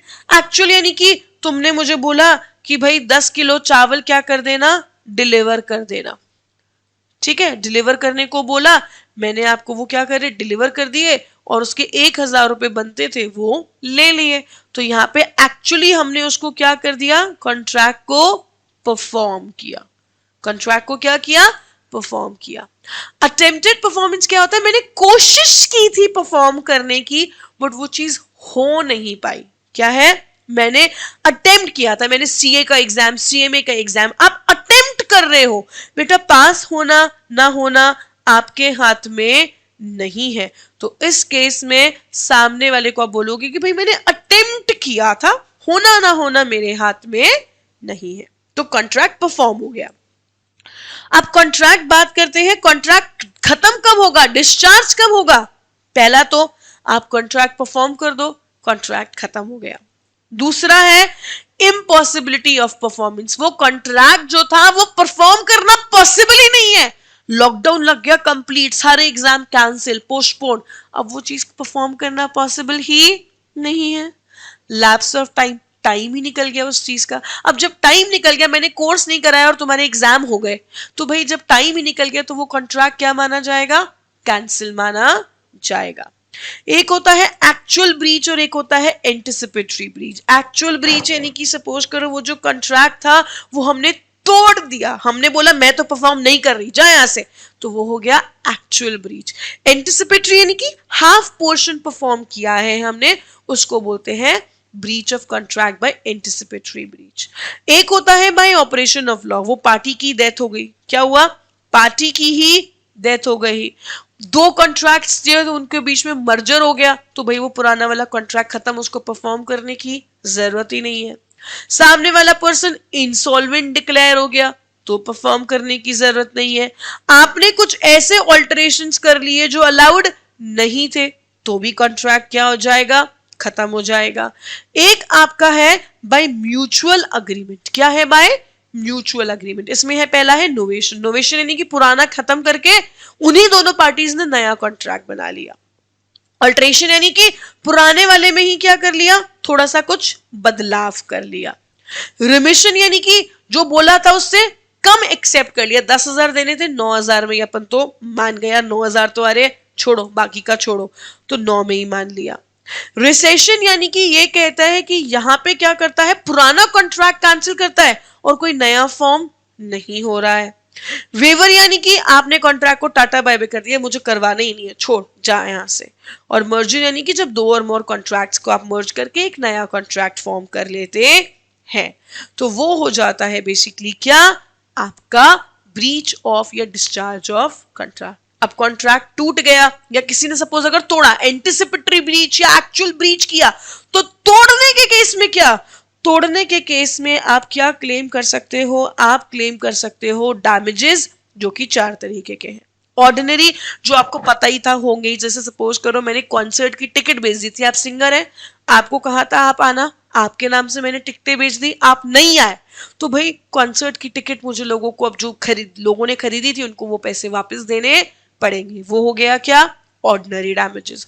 स्पेशल डैमेजेस क्या हुआ? कुछ ऐसा हुआ जिसके अंदर बाकी चीजें भी खराब हो गई, मेरी गुडविल खराब हो गई, मुझे ये चीज पहले से ही क्या है, पता थी कि ऐसा होगा, तो वो होता है आपका स्पेशल डैमेजेस। रिमोट और इनडायरेक्ट डैमेजेस, यानी कि ये मुझे पता नहीं था ऐसा भी कुछ लॉस हो जाएगा, मैं उसको सोच नहीं पाई ऐसा भी कोई चीज हो जाएगी, वो होता है आपका क्या? Indirect damages. And last point है वो है नॉमिनल डैमेजेस। नॉमिनल डैमेजेस यानी कि ये वो होते हैं बेसिकली जब कोई इंजर्ड पार्टी है, उसने एक्चुअली में कुछ सफर नहीं किया बट वो फिर भी बोल रही, जैसे कि सपोज करो मुझे मेंटल हरासमेंट कॉज हुआ, मुझे ट्रॉमा लगा, तो इस तरीके से भी आप पैसे लोगों से ऐंठ लेते हो। तो बेसिकली दो चीजें हैं, या तो आप डैमेजेस के लिए क्लेम करते हो या पे पेनल्टी चार्ज होती है। डैमेजेस आपको पहले से पता होते हैं, पेनल्टी पता नहीं होता, ये कुछ भी लोग चार्ज कर लेते हैं, ठीक है। यहां पे आप डैमेजेस चार्ज कर रहे हो, पहले से ही बता देते हो कि अगर कॉन्ट्रैक्ट तोड़ा तो इतने की भरपाई करनी पड़ेगी, ये पहले ही आप देते हो ताकि कोई कॉन्ट्रैक्ट तोड़े नहीं। और कॉन्ट्रैक्ट तोड़ देता है कोई तो फिर उसके ऊपर आप पेनल्टी चार्ज करते हैं, ये कंपनसेशन की तरह मिलता है और ये एक आपको पनिशमेंट की तरह दी जाती है, ठीक है। नेक्स्ट टॉपिक जो हम लोग पढ़ने वाले हैं that is the contingent contracts. Contingent contracts क्या होते हैं? सेक्शन 31 में डिफाइंड है। पहली चीज किस पे बेस्ड होते हैं? Based on happening and non happening, यानी कि हो भी सकते हैं और नहीं भी हो सकते। तो किस पे बेस्ड है? हैपनिंग एंड नॉन हैपनिंग पे। बारिश होगी, ठीक है, बारिश होगी तो मैं तुझे 1,000 रुपए दूंगा, तो ये क्या है? बारिश होने पे डिपेंड करता है। एग्जाम्पल देखो, ए बोल रहे बी को 20,000 दूंगा, अगर बी का घर जल गया तो, अब जलेगा तो दूंगा, नहीं जलेगा तो नहीं दूंगा। तो यहां पे क्या है आपका बेसिकली चीजें कंटिजेंट होती हैं, बेस्ड है कि होगी या नहीं होगी। तो यहां पे ये बोलता है जो परफॉर्मेंस होता है इस केस में वो क्या होता है? कंडीशनल होता है। कंडीशनल यानी ये चीज होगी तो पैसे मिलेंगे, नहीं तो नहीं मिलेंगे। वो कोलेटरल यानी वो कॉन्ट्रैक्ट उस पर्टिकुलर इवेंट पे बेस्ड है। वो कॉन्ट्रैक्ट किस पे बेस्ड है? इवेंट पे बेस्ड है। जैसे कि एक्स ने बोला कि वाई को वो अगर 10 बुक्स डिलीवर कर देगा तो उसको 2,000 रुपए दे देगा, तो वो डिलीवर करेगा तो देगा, नहीं तो नहीं देगा, ठीक है। Event should not be at the description of promisor, यानी कि यहां पे मैं डिसाइड करूंगी कि वो चीज होगी या नहीं होगी, वो मेरे ऊपर डिपेंड करता है, आपके ऊपर डिपेंड नहीं करता, वो चीजें डिसाइड मैं करूंगी। इसके अंदर एक इंपॉर्टेंट चीज हम लोग जो पढ़ते हैं वो है contingent contracts and wagering contracts. दोनों में फर्क क्या है? वेजरिंग में क्या होता है बेटा? सट्टा होता है। वेजर क्या होता है? एक तरीके का सट्टा, जो सट्टा लगा होता है, यानी कि जहां पे पैसों की कोई शर्त लगी होती है, पैसों का कोई लेन देन है, इंडिया पाकिस्तान के बीच में मैच है, ये घोड़ा रेस जीतेगा या नहीं जीतेगा, ये होते हैं वेजरिंग कॉन्ट्रैक्ट्स। और कंटिजेंट कॉन्ट्रैक्ट्स होते हैं अगर ये हुआ तो हम ये करेंगे, नहीं हुआ तो हम ये नहीं करेंगे। यहां से रेसिप्रोकल नहीं है, एक जना बोलता है ये हुआ तो मैं ये करूंगा। यहां पे क्या है? रेसिप्रोकल है। इंडिया हारी तो इतने पैसे दूंगा, इंडिया जीती तो इतने पैसे दूंगा। तो यहां पे क्या हो गया? आपके प्रोमिसेस रेसिप्रोकल है, दोनों पार्टीज एक दूसरे से प्रोमिसेस कर रहे हैं। यहां पे वो जो इवेंट होता है वो कोलेटरल होता है और यहां पे वो इवेंट अनसर्टेन होता है, ठीक है। कंटिजेंट कॉन्ट्रैक्ट जरूरी नहीं है वेजरिंग हो, बट सारे वेजरिंग के अंदर कंटिजेंट तो होते ही हैं, ठीक है। चलो, अब मैंने आपको कहा था क्वासी कॉन्ट्रैक्ट्स, जब आपको पढ़ा रही थी टाइप्स ऑफ कॉन्ट्रैक्ट, मैंने आपको कहा था बाद में एक्सप्लेन करूंगी, ध्यान से समझिएगा बच्चे। क्वासी कॉन्ट्रैक्ट के अंदर क्वासी का मतलब होता है प्रीसूडो। प्रीसूडो मतलब यानी कि जहां पे ऑफर एक्सेप्टेंस नहीं था, कंसिडरेशन नहीं था, कैपेसिटी भी नहीं थी, फ्री विल भी नहीं थी, बट फिर भी क्या हो गया? कॉन्ट्रैक्ट हो गया और वो कॉन्ट्रैक्ट वैलिड हो गया। पहला पॉइंट सेक्शन 68 से ये जाके 72 तक है। तो पहला जो हम लोग पढ़ रहे हैं वो कौन सा पढ़ रहे हैं? सेक्शन 68। 68 में बोलता है सप्लाई ऑफ नेसेसरीज। नेसेसरीज यानी कि ध्यान से समझना बच्चे, आपको मैंने बोला माइनर के साथ कॉन्ट्रैक्ट अलाउड नहीं है, बट आप माइनर है यानी 15 साल के बच्चे हैं और आप सपोज करो ट्यूशंस लेने आए हैं और मैं ट्यूशन टीचर हूं और आपको ट्यूशन पढ़ा भी रही हूं, तो क्या मैं फीस आपसे चार्ज नहीं करूंगी और अब ये बोलोगे कि मैं तो फीस पे नहीं करूंगा, मैं तो माइनर हूं, आप मेरे से पैसे चार्ज नहीं कर सकते? नहीं। अगर नेसेसरीज यानी कि फूड, क्लोथिंग और शेल्टर सामने वाले को प्रोवाइड कराते हैं तो उस केस के अंदर जब नेसेसरीज प्रोवाइड हो रही हैं तो मैं आपकी प्रॉपर्टी बेच के भी वो पैसा रिकवर कर सकती हूं। ठीक है, next point, section 69, payment by a person who is interested in a transaction. मतलब क्या हुआ, इसमें एक केस है, सिंपल सा वो केस ये कह रहा है कि सपोज करो एक्स ने क्या करा, वाई को एक माइन क्या करी या एक सपोज करो लैंड जो थी वो रेंट पे दे दी। ठीक है, वाई ने क्या करा, उस पे क्रॉप्स ग्रो कर दिए, वाई ने उस लैंड पे क्या कर दिए, क्रॉप्स ग्रो कर दिए। अब एक्स ने क्या किया था, उस लैंड का जो टैक्स था, लैंड टैक्स जो था वो पे नहीं किया था, तो गवर्नमेंट ने यहां पे बोला कि अगर तुम टैक्स पे नहीं करोगे तो हम लोग क्या करेंगे, तुम्हारी जो लैंड है उसको क्या कर देंगे, सेल आउट कर देंगे। वाई ने क्या करा, यहां पे पेमेंट कर दिया। क्यों कर दिया, क्योंकि भाई उसने क्रॉप्स ग्रो कर दिए थे, अगर वो लैंड बिक गई तो बर्बाद हो जाएगा, तो वाई ने क्या करा, यहाँ पे पेमेंट कर दिया। क्यों, क्योंकि यहाँ पे वाई क्या था, इंटरेस्टेड पार्टी था ट्रांजेक्शन में। वाई बाद में इसको एक्स से क्या कर सकता है, रिकवर कर सकता है। ठीक है, दैट वाज 69। सेक्शन 60 है कि आपने क्या किया, कोई इंजॉय किया एक्ट को, सपोज करो पिज्जा हट वाला आया, कौन आया, पिज्जा हट वाला आया, उसने बाय मिस्टेक आपके घर पे पिज्जा डिलीवर कर दिया और आपको पता था वो पिज्जा आपका नहीं था, फिर भी आप पिज्जा खा गए, तो यहां पे आपकी ड्यूटी है to either return the pizza, और अगर आप खा गए हैं तो टू रीपे, उस चीज का भुगतान आप करेंगे। सेक्शन 71 कहता है फाइंडर ऑफ द गुड्स, आपको गुड्स मिले हैं, अगर सपोज आपकी दुकान पे कोई आया और अपना कोई बटुआ वहां भूल गया, अब यहां पे अगर वो भूल गया और आपको वो बटुआ मिला है तो आपकी जिम्मेदारी है कि आप उस बटुए को संभाल के रखें, अगर वो खो जाता है तो उस केस में उसका भुगतान फिर आप लोग करेंगे। सेक्शन 72 कहता है पेमेंट बाय मिस्टेक, ये मैंने आपको एग्जांपल दिया था, ए और बी ने मिलके सी से 100 रुपए लिए थे, ए ने सी को दे दिए, फिर बी ने भी जाके सी को दे दिए, तो यहाँ पे सी की जिम्मेदारी है कि उसको बी ने बाय मिस्टेक दिए हैं तो वो उसको यहाँ पे क्या करेगा बेटा, रिटर्न करेगा, वो उसकी जिम्मेदारी बनती है यहाँ पे कि उसको पैसा रिफंड करना है।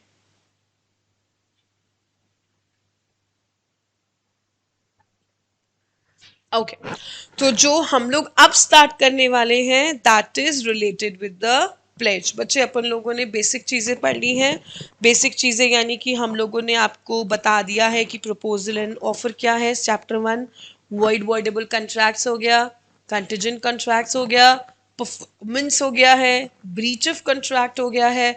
अब अपन जो पढ़ने वाले हैं वो ये वाले टॉपिक लिखेंगे, इंडेमनिटी, गारंटी और ये एजेंसी वाला टॉपिक्स। ठीक है, तो सबसे पहले जो हम पढ़ेंगे वो पढ़ेंगे प्लेज। प्लेज क्या होता है, प्लेज सिंपल सी चीज होती है, चलो उससे पहले एक चीज समझो, जब कोई चीज मूवेबल प्रॉपर्टी होती है और उसको आप क्या करते हो, गिरवी रखवाते हो, तो उसको हम लोग बोलते हैं प्लेज।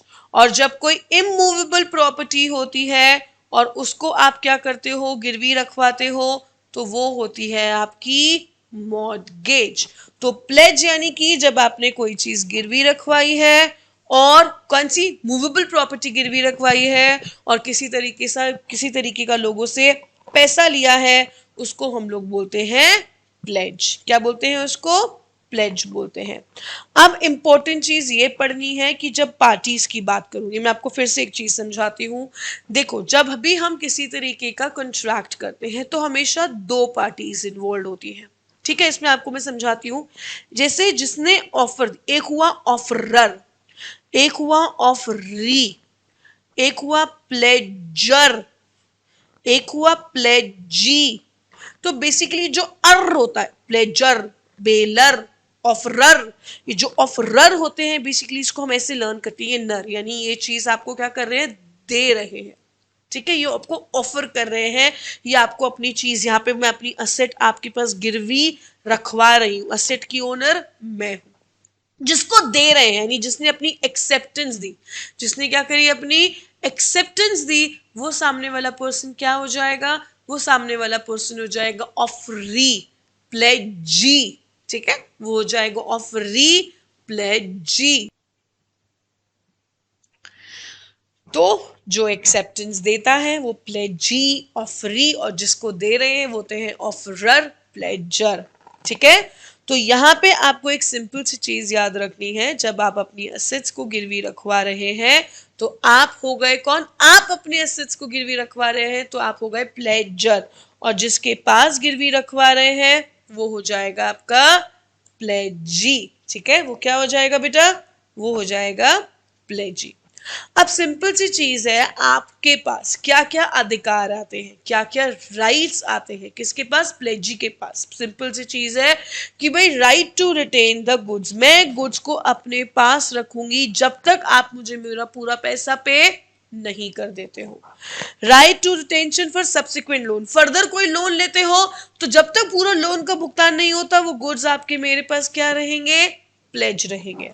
आपसे पैसा रिकवर करने के चक्कर में मुझे कुछ एक्स्ट्रा कॉस्ट बियर करनी पड़ी, वो भी मैं आपके उस गुड्स को गिरवी रखे रखूंगी, अगर आप नहीं दोगे तो आपके गुड्स बेच दूंगी, आपके गुड्स को क्या करूंगी, बेच दूंगी, और अपना सारा पैसा रिकवर कर लूंगी। ये मेरे पास अधिकार है, क्योंकि आप क्या कर रहे हो, मुझे पेमेंट नहीं कर रहे हो।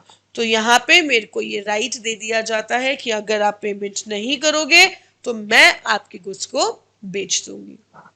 दूसरी इंपॉर्टेंट चीज है यहाँ पे, जो पाव नर है उसकी क्या राइट है भाई, उसका सिंपल सा चीज है, वो क्या करेगा, लोन का पेमेंट करेगा, टाइम पे करेगा और अपने एसेट्स को वापस ले लेगा। ठीक है, और ये कहता है कि अगर सामने वाले पर्सन ने फिर भी क्या करे, बिना इन्फॉर्म करे आपके गुड्स को बेच दिया है, बिना आपको बताए बेच दिया है, तो उस केस में आप उसके ऊपर केस भी फाइल कर सकते हो, क्योंकि वो ऐसा नहीं कर सकता, उसके पास ये अधिकार नहीं है।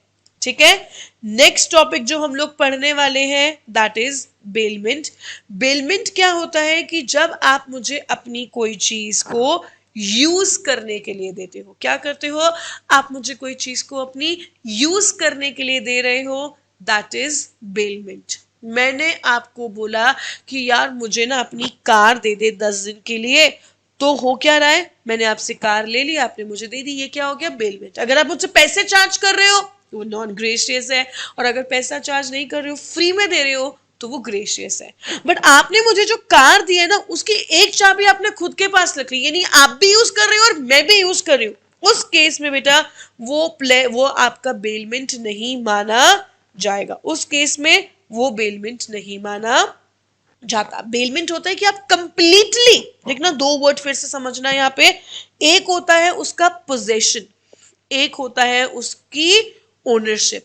बेलमेंट के अंदर आप क्या करते हो, पोजेशन को ट्रांसफर करते हो, ओनरशिप को नहीं, ओनर तो उसके आप ही रहते हो। ठीक है, आप सिर्फ मुझे उस चीज का पोजेशन दे देते हो। तो यानी ये कहता है कि बेलर नर जिसने अपनी कोई चीज दी वो बेलर हो गया। तो बेलर जब अपनी कोई चीज दे रहा है तो वो डिस्क्लोज करेगा कि भाई वो कोई खराब तो नहीं है, गाड़ी का ब्रेक फेल तो नहीं है, कोई और तकलीफ तो नहीं है, तो वो सारी चीजें, सारे फॉल्स, आपने मुझे कोई कपड़ा दिया तो वो जला हुआ तो नहीं है, कोई ईयरिंग दी उसका कोई स्टोन निकला हुआ तो नहीं है, ये सब चीजें आपको मुझे डिस्क्लोज करनी है। ठीक है, baler is responsible for any loss when the belly में सस्टेन, यानी भाई सिंपल सी चीज है, अगर आपके गुड्स जो आपने मुझे दिए थे उसके लिए मैं जिम्मेदार होती हूँ, मुझे उन गुड्स को क्या करना है, संभाल के रखना है, मेरी ड्यूटी है कि मैं उन गुड्स को क्या करूँ, संभाल के रखूँ, और आपके गुड्स यूज होने के बाद आपको क्या कर दूँ, वापस कर दूं, जिस तरीके से आपने मुझे बोला था गुड्स को उसी तरीके से इस्तेमाल भी करूं। नेक्स्ट पॉइंट बोलता है ड्यूटी टू इंडेमनीफाई द बिली, यानी कि आप एक चीज मेरे पास थी, तो यहां मेरी ड्यूटी है कि अगर सपोज करो मेरी वजह से आपको कोई नुकसान पहुंचाए तो मैं उसकी भरपाई करूं। उसी तरीके से आपने मुझे अपनी कार दी थी यूज करने के लिए, आपकी कार के ब्रेक फेल थे, उससे मेरा एक्सीडेंट हो गया, मुझे कुछ हो गया, तो मैं भी क्या कर सकती हूं, आपसे इंडेमनिफिकेशन मांग सकती हूं। और आप अपने गुड्स, यहाँ पे मेरी जिम्मेदारी है और आपका राइट है कि यूज होने के बाद क्या होगा, आप अपने गुड्स को मुझसे वापस मांग सकते हो। मेरे अधिकार क्या है, लाइन के, लाइन यानी कि रिटेन, कि भाई यहाँ पे लाइन मतलब आप जब सामने वाले को अपनी प्रॉपर्टी की चीज यूज करने को दे रहे हो तो उसके पास अधिकार है कि वो उसको क्या करेगा, अपने पास लाइन करके रखेगा। तो इंपॉर्टेंट पॉइंट हुआ कि बेलमेंट और प्लेज में फर्क क्या है। बेलमेंट में आप कोई चीज सामने वाले को यूज करने को दे रहे हो, और प्लेज में लोन लिया था इसलिए उसको गिरवी रखवा रहे हो, ठीक है। बेलमेंट में आप सामने वाले की चीज यूज करते हो, प्लेज में आपको यूज करने का कोई अधिकार नहीं होता। बेलमेंट में कंसिडरेशन हो भी सकता है और नहीं भी हो सकता, बट प्लेज में तो वो चीज गिरवी रखी गई थी, इसलिए बेटा वहां पे तो कंसिडरेशन इन्वॉल्व होगा ही होगा। अब हम बात करेंगे नया topic, that is agency. Agency basically क्या होता है, एजेंसी यानी मैंने अभी आपको कहा मुझे अपना घर किराए पे देना है, बट मैं किराए पे देने के लिए मेरे पास टाइम नहीं है कि मैं खुद जा जा के लोगों को घर दिखाऊं, तो मैंने क्या करा, एक ब्रोकर से बात कर ली और वो ब्रोकर मेरे बिहाफ पे लोगों को घर दिखा रहा है। तो इस केस में मैं as a major, important condition, मैं मेजर होनी चाहिए, जो मेरा एजेंट है वो भी क्या होगा, मेजर होगा। तो बेसिकली मेजर को, मेजर एक दूसरे मेजर को अपना एजेंट बना सकता है, मेजर दूसरे मेजर को अपना एजेंट बना सकता है। इसमें एक इंपॉर्टेंट चीज लिखी है, माइनर और person of unsound mind can not appoint an agent, ये लोग एजेंट अपॉइंट नहीं कर सकते। आपकी एज और आपकी मेजॉरिटी एक बहुत इंपॉर्टेंट पॉइंट माना जाएगा, ठीक है।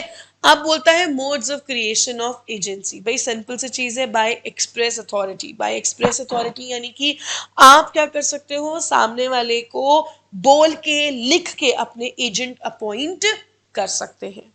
एक होता है बाय इम्प्लाइड। इम्प्लाइड के अंदर चीज आ गई है बेसिकली आपका क्या, बाय एस्टोपल, यानी कि सपोज समझना, आप इंस्टीट्यूट आए, सर से आप फीस वगैरह की बात कर रहे थे, मैम वहां बैठी थी, सर ने कहा अरे टेंशन मत लो, मैं नहीं हूं तो मैम यहाँ बैठी है ना, और मैं चुपचाप बैठी हुई थी, मैंने कुछ भी नहीं बोला, यानी मैंने ऐसा एक्ट किया कि मैं क्या हूं, मैं इस इंस्टीट्यूट से जुड़ी हुई हूं, और एक्चुअली अगर सर नहीं हुए तो आपकी प्रॉब्लम का सोल्यूशन मैं दूंगी। तो यहाँ मैंने ऐसे एक्ट से, मेरे एक्ट से, मेरे एक्शन से, मेरे जेस्चर से आपको लगा कि मैं क्या हूं, एजेंट हूं।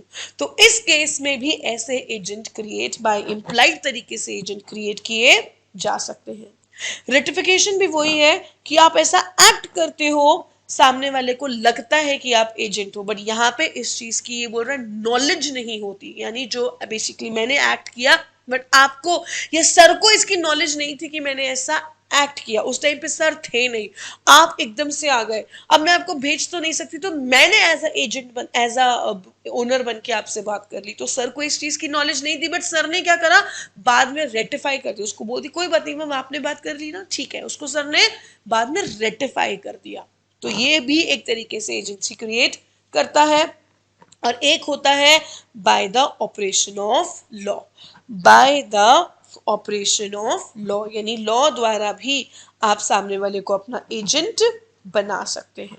अब एक क्वेश्चन आता है कि क्या हस्बैंड एंड वाइफ एजेंट है, ये मैं आपको पहले भी बता चुकी हूँ।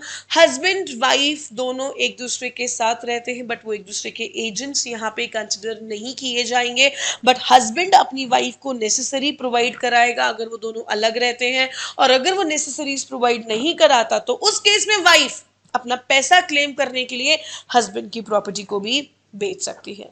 सब एजेंट क्या होता है, एजेंट के एजेंट को हम लोग बोलते हैं सब एजेंट। क्या बोलते हैं, एजेंट के एजेंट को बोलते हैं सब एजेंट।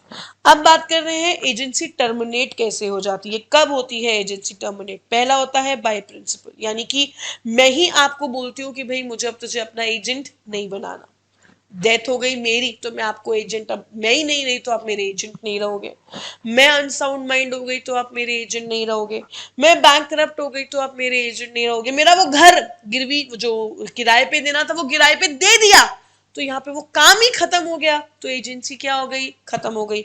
एजेंट ने वो काम करना बंद कर दिया, एजेंट की डेथ हो गई, या एजेंट क्या हुआ, साउंड माइंड का नहीं रहा, तो भी वो क्या होगा बच्चे, एजेंसी ऑटोमेटिकली खत्म हो जाएगी। अब जो हम टॉपिक पढ़ेंगे that is about the indemnity and guarantee. बेटा मैं इससे पहले इंडेमनिटी गारंटी स्टार्ट करने से पहले आपको दो चीजें बताऊंगी, भाई सिंपल सी चीज है। इंश्योरेंस कंपनी का नाम सुना है ना, इंश्योरेंस वाली जो चीज होती है, जैसे सपोज करो आपने क्या करी, कार परचेज करी। जब आप कार परचेज करते हो साथ में आप उस कार का क्या करा लेते हो, इंश्योरेंस भी करा लेते हो। इंश्योरेंस को आपको क्या करना है, आपको प्रीमियम देते रहना है, और आपको ये बोलना है, आप ये बेसिकली इंश्योरेंस कंपनी बेसिकली आपको ये बोलती है कि हम आपको प्रीमियम, आप हमें प्रीमियम दे रहे हो, आपको नुकसान नहीं होगा। और अगर सपोज करो कोई एक्सीडेंटल डैमेजेस हो जाते हैं, कोई एक्सीडेंट होता है, आपकी कार का कोई नुकसान होता है, तो उस केस में हम आपको क्या पे कर देंगे, कंपनसेशन पे कर देंगे। तो जो इंश्योरेंस वाला चीज होता है, इस चीज को बोलते हैं क्या, इंडेमनिटी। क्या बोलते हैं इसको, इंडेमनिटी। और गारंटी के अंदर क्या होता है बच्चे, गारंटी के अंदर एक्स ने वाई से क्या करा, किसी तरीके का लोन लिया। अब एक्स वाई को बोलता है मुझे तुझ पे ट्रस्ट नहीं है, किसी की गारंटी करवा।